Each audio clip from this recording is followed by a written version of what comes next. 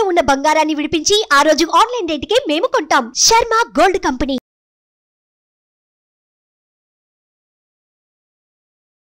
నమస్కారం, సుమన్ టీవీకి స్వాగతం. ప్రస్తుతం మనతో పాటు ఉన్నారు ప్రముఖ జ్యోతిష శాస్త్ర పండితులు, శ్రీచక్రపీఠ వ్యవస్థాపకులు శ్రీ ప్రదీప్ జోషి గారు. గురుగారు నమస్కారం. శ్రీమాత్రే నమః. గురుగారు, చాలామంది జాతకాలు, ఈ జ్యోతిష్యాలు అని అంటే వట్టి బూటకాలను నమ్మే వాళ్ళు మనలో చాలామంది ఉన్నారు. సో అలాంటి వారి కోసం ఇవాళ వాళ్ళకి రుజువు చేసేటువంటి ఆధారాలతో సైతం ఒక టాపిక్ని మాట్లాడాలనుకుంటున్నాను. జూన్ 6వ తారీఖున మీరు చెప్పారు పంచగ్రహ కూటమి ఇది వస్తుంది, ఈ పంచగ్రహ కూటమి వల్ల ప్రకృతి వైపరీత్యాలు ఏర్పడతాయి అని చెప్పారు. అదేవిధంగా కేదార్నాథ్ వంటి క్షేత్రాల్లో కూడా ఇంతకుముందే ఎలా అయితే 2013లో జరిగిందో అదే మాదిరిగా ఫ్లడ్స్ కూడా వస్తాయని చెప్పారు. సో అలానే ఈసారి జరిగింది, అదే రకంగా జరిగింది. సో దానికి సంబంధించినటువంటి క్లిప్పింగ్స్ ఒకసారి మనం చూసిన తర్వాత టాపిక్లోకి వెళ్దాం. 16 జూన్ 2013వ తారీఖు ఈ కాంబినేషన్ మిథున రాశిలో సంభవించింది. అప్పుడు భయంకరమైనటువంటి విపత్తులు అనేటివి జరిగాయి. 2013లో మనకి కేదార్నాథ్ ఫ్లడ్స్ కనుక చూసుకొని ఉంటే కనుక 2013లో కేదార్నాథ్లో భయంకరమైన ఫ్లడ్స్ వచ్చాయి. ఆ తర్వాత ఈ కాంబినేషన్ మళ్ళీ ఇప్పుడు ఈ జూన్ 6వ తారీఖు వస్తుంది.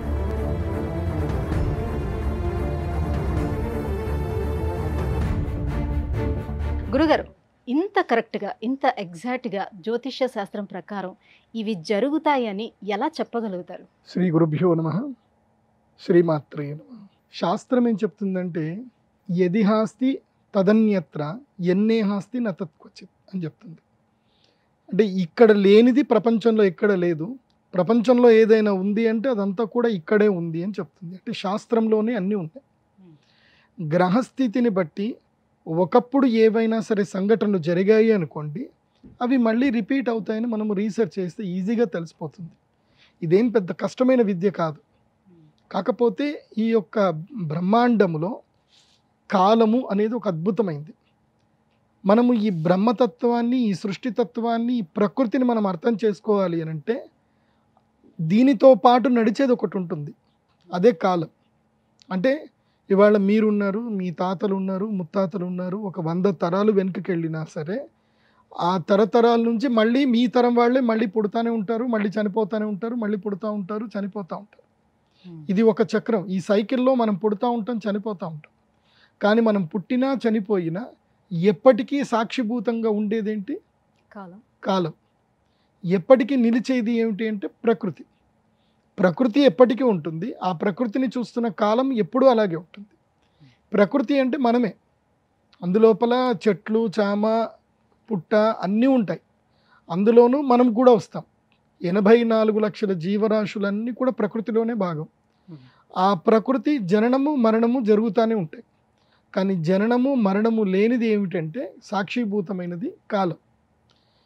ప్రకృతికి కాలానికి మధ్యన అనుసంధానం చేయగలిగేది ఒకటే, అది ఏమిటంటే గ్రహస్థితి. అంటే ఈ గ్రహాలు ఎప్పటికీ అలాగే ఉంటాయి, ఆ గ్రహస్థితి ఎప్పటికీ అలాగే ఉంటుంది.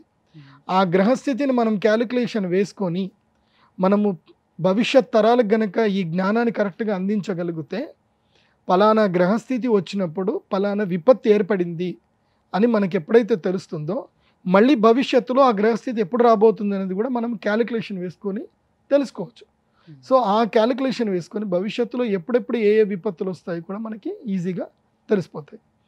ఇప్పుడు నేను కేదార్నాథ్లో కానీ ఉత్తరాఖండ్లో కానీ ఈ వరదలు వస్తున్నాయని చెప్పి నేను చాలా సులభంగా కంఠాబద్ధంగా చెప్పాను. అస్సాంలో కూడా వరదలు వస్తాయని చెప్పి నేను ఆల్రెడీ మొన్న పంచగ్రహ కూటమి వచ్చినప్పుడే చెప్పాను. దానికి ముందే ఇది మన ఉగాది పంచాంగ శ్రవణం అప్పుడు కూడా చెప్పాను. చెప్పినప్పుడు అందరు కూడా ఏదో అని అనుకొని ఉంటారు. ఎందుకోసం అంటే మనిషి యొక్క సహజ లక్షణం ఏంటంటే ఒప్పుకోడు మనిషి. ఏదైనా తన కంటితో చూసి తన వరకు వచ్చేంత వరకు ఏ మనిషి ఒప్పుకోడు.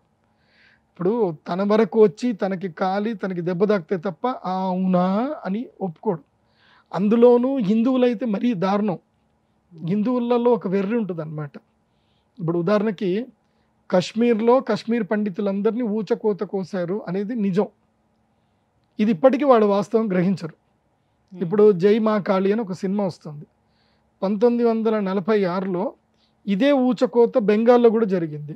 అది ఇప్పటికీ హిందువులకు ఎవరికి తెలియదు. అయినా వాళ్ళు నమ్మరు. అవన్నీ అబద్ధాలేమో, జరిగితే జరిగింది, మనం ఏం చేస్తాం, నిమ్మకు నీరెత్తినట్టు ఉంటారు అనమాట. అదేవిధంగా మన దేవాలయాలన్నీ కూడా నాశనం అయిపోయాయి. ఇప్పటికి మనం ఏదైనా దేవాలయం పోతే విగ్రహాలన్నీ పలగొట్టినవి, మంచి మంచి విగ్రహాలు ఉంటాయి, అందమైన శిల్పాలు ఉంటాయి, అన్నీ పగలగొట్టినవి ఉంటాయి. అవి చూసినా సరే మన వాళ్ళకి జ్ఞానం రాదు. సో అందులోపల మూర్ఖులు అనమాట కొంతమంది ఉంటారు, మూర్ఖత్వులు కొంత ఉంటారు. ఆ నిద్రపోయే వాళ్ళని మనం ఏం చేయలేం మనం. కానీ కొంతమంది భగవద్ అనుగ్రహం వల్ల కొంతమందికి జ్ఞానం వస్తుంది.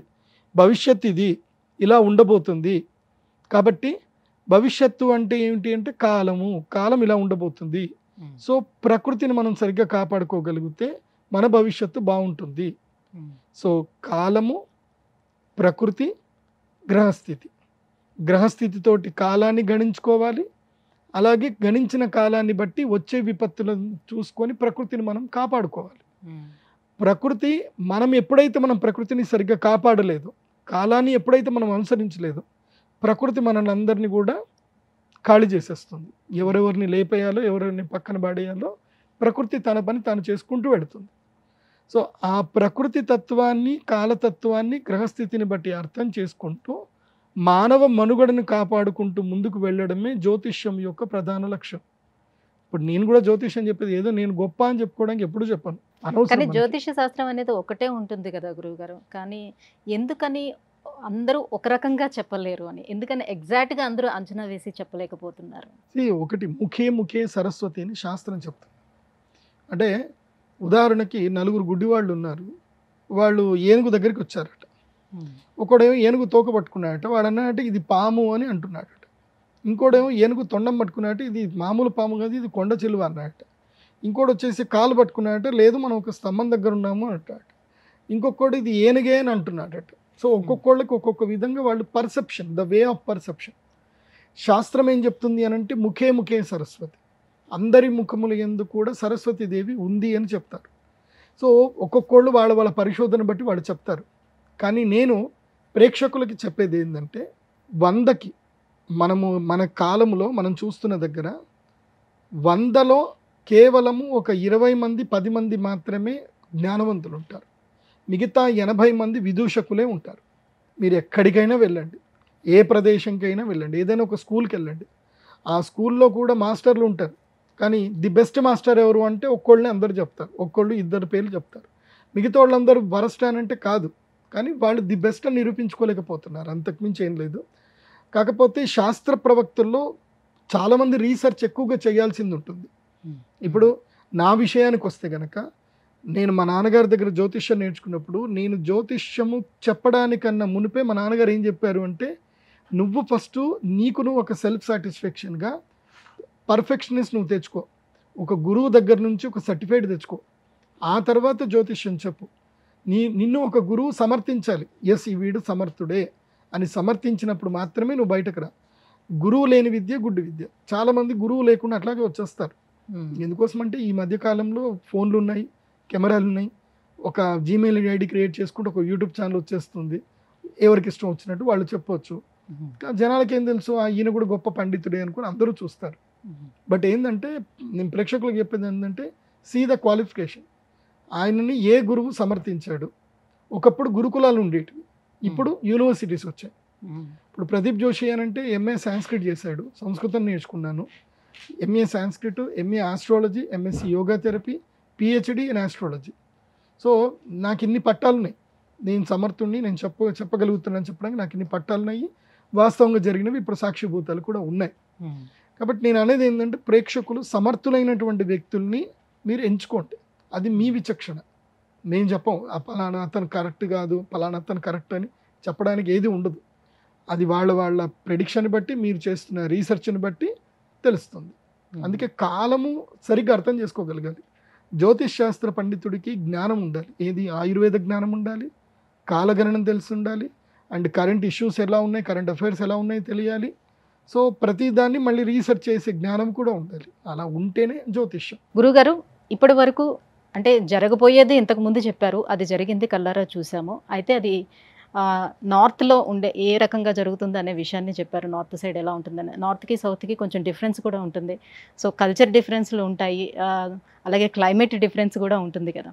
సో ఇప్పుడు దక్షిణాది రాష్ట్రాలలోని ఎక్కడైనా ఏమైనా ఇష్యూస్ జరిగే అవకాశాలు ఉన్నాయా? ఎటువంటి సంఘటనలు చోటు చేసుకునే అవకాశం ఉంది? ఇక భవిష్యత్తులో తెలుగు రాష్ట్రాల్లో గనక చూస్తే ముఖ్యంగా ఆ, విజయనగరము, శ్రీకాకుళము, విశాఖపట్నం ఈ ఏరియాలో గనక చూస్తే ఈ ఆగస్టు 15-18వ తారీఖు తర్వాత ఆగస్టు నుంచి ఇక్కడ వర్షాలు విపరీతమయ్యే అవకాశం ఉంటుంది. ఇప్పుడే నేను రైతులందరికీ కూడా చెప్పేది ఒకటే, ఇప్పుడే జాగ్రత్త పడండి. ముఖ్యంగా ఈ తూర్పుగోదావరి జిల్లాలో కానీ తెలుగు రాష్ట్రాల్లో వరదలు విపరీతంగా అయ్యే అవకాశాలు ఉంటాయి. ఈసారి వర్షాలు ఎక్కువగా పడతాయి. అంటే నేను ఉగాది పంచాంగ శ్రవణప్పుడు వర్షాలు తక్కువ పడతాయని చెప్పాను. నా మాట నేనే చెప్తున్నాను. తక్కువ పడుతుందని చెప్పి ఇప్పుడు ఎక్కువ పడుతుందని చెప్పడం కాదు.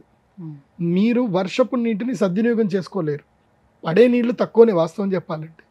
కానీ మనం వర్షపు నీటిని సరిగ్గా సద్వినియోగం చేసుకోకపోవడం వల్ల అవి వరదల కింద మారుతున్నాయి. సో పడవలసిన వర్షాలు ఒకే చోట ఎక్కువగా పడతాయి. సమర్థవంతంగా ఎక్కడ వాడుకలు కావాలో అక్కడ వర్షాలు పడవు.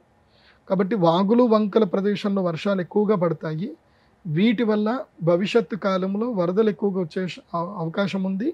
ప్లస్ నవంబర్ 17వ తారీఖు నుంచి డిసెంబర్ 22వ తారీఖు మధ్య లోపల విశాఖపట్నం ప్రాంతం లోపల తుఫాన్లు వచ్చే అవకాశం ఉంది. విపరీతమైన తుఫాన్లు వస్తాయి, అది కూడా గుర్తుపెట్టుకోండి.